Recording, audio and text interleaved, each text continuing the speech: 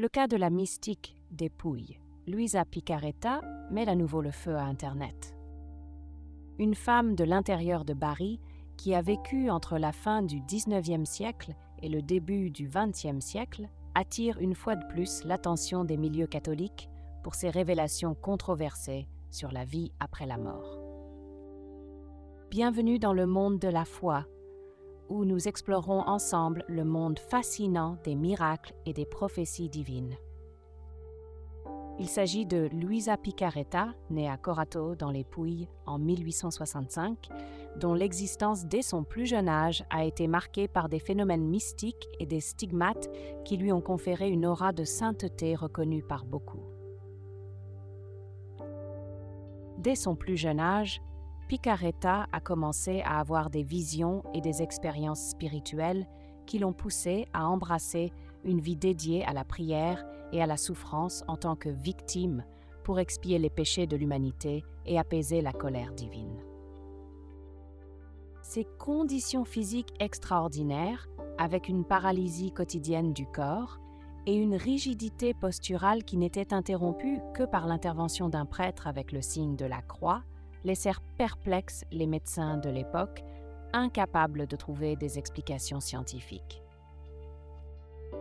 Mais ce qui ramène aujourd'hui avec force sur le devant de la scène la figure controversée de Luisa Picaretta, ce sont les descriptions très détaillées et vivantes qu'elle a faites de ce qui se passe dans l'autre monde, depuis les premiers instants après la séparation de l'âme du corps jusqu'à son arrivée finale, à la gloire éternelle du paradis. Un recueil mystique et spirituel rassemblé en de nombreux volumes que certains considèrent comme une extraordinaire révélation surnaturelle d'origine divine. Selon les récits détaillés de Picaretta dans les premiers instants qui suivent le détachement de l'âme du corps physique, l'essence spirituelle de la personne est immédiatement enveloppée d'un halo de lumière douce et rassurante. Une lueur douce mais non aveuglante qui insuffle un sentiment de paix et de sérénité profonde dans l'âme qui vient de se séparer de la dépouille mortelle. Le mysticisme décrit cet état comme un état de grâce et de calme ineffable, dans lequel toute trace de souffrance ou de tourment liée à l'existence terrestre disparaît instantanément. C'est comme si l'âme se réveillait d'un long sommeil agité pour se retrouver enfin libre et légère, immergée dans une lumière chaude et enveloppante, semblable à un câlin maternel qui la prépare en douceur à la rencontre ultérieure avec le Seigneur. Dans cet état de grâce et de paix ineffable, l'âme fait une rencontre mystique avec Jésus-Christ lui-même, le Sauveur, qui l'accueille avec un amour infini, la consolant et l'apaisant avec des paroles de tendresse. Une étape fondamentale avant de commencer le voyage de purification appelé purgatoire.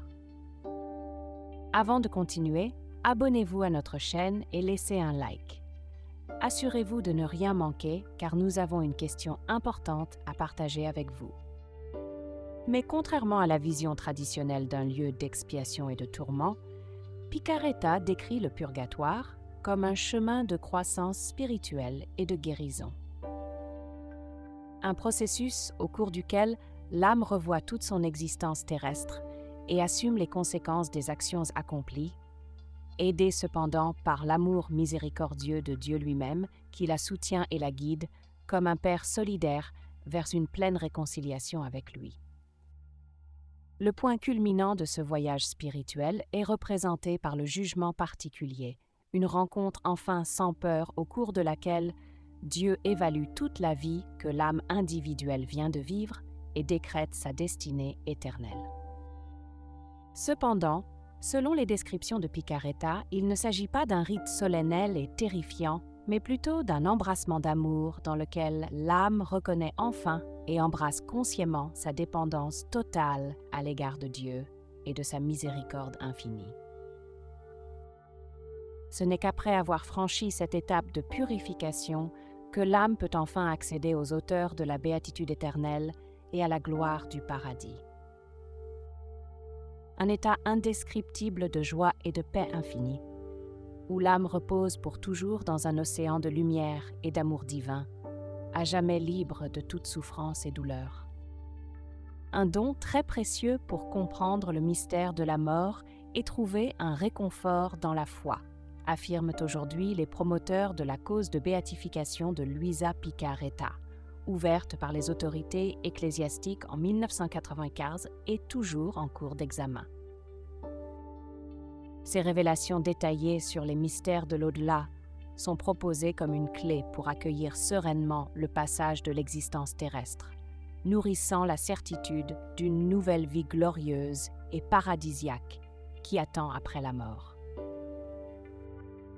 Une perspective certes fascinante et porteuse d'espoir, qui continue néanmoins de susciter de vives polémiques et d'alimenter les doutes chez ceux qui restent prudemment ancrés dans les sources traditionnelles sur le sujet. Les visions du mystique des Pouilly divisent les âmes des fidèles, s'imposant comme une voie alternative, hétérodoxe et potentiellement source de division dans le débat sur la vie chrétienne dans l'au-delà. La question reste un grand mystère et le cas Piccarreta reste enveloppé d'un halo d'ambiguïté. Les autorités ecclésiastiques examinent avec la plus grande prudence les révélations privées attribuées à la mystique Coratina, craignant une éventuelle dérive doctrinale qui pourrait représenter un schisme dans l'orthodoxie catholique ou, au contraire, le signe concret d'un nouveau charisme certifié directement par Dieu.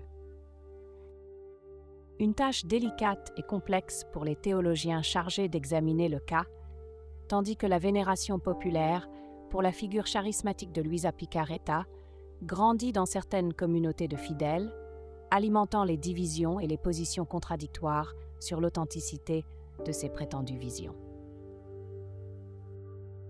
Saviez-vous que la prière est le meilleur outil dont nous disposons? C'est précisément pour cette raison que je veux vous inviter à prier avec moi. Fermons les yeux ensemble et disons ensemble « Notre Père, qui es aux cieux, que ton nom soit sanctifié, que ton royaume vienne, que ta volonté soit faite sur terre comme au ciel. Donnez-nous aujourd'hui notre pain quotidien. Pardonne-nous nos dettes comme nous pardonnons à nos débiteurs, et ne nous soumets pas à la tentation, mais délivre-nous du mal. Amen. Je vous salue, Reine, Mère de miséricorde, la vie, la douceur et notre espoir. Bonjour. Nous nous tournons vers vous, enfants bannis d'Ève. Vers toi nous soupirons, gémissons et pleurons dans cette vallée de larmes. Venez, notre avocat, tournez vers nous vos yeux miséricordieux, et montre-nous, après cet exil, Jésus, le fruit béni de ton sein. Ô clément, ô pieux, ô douce Vierge Marie. Amen. Et vous, que pensez-vous de cette incroyable histoire? Écrivez votre réponse dans les commentaires. J'ai hâte de lire votre avis. Si vous êtes arrivé jusqu'ici, cela signifie que vous aimez notre contenu. Pourquoi ne pas nous aider à grandir encore plus en vous abonnant à la chaîne?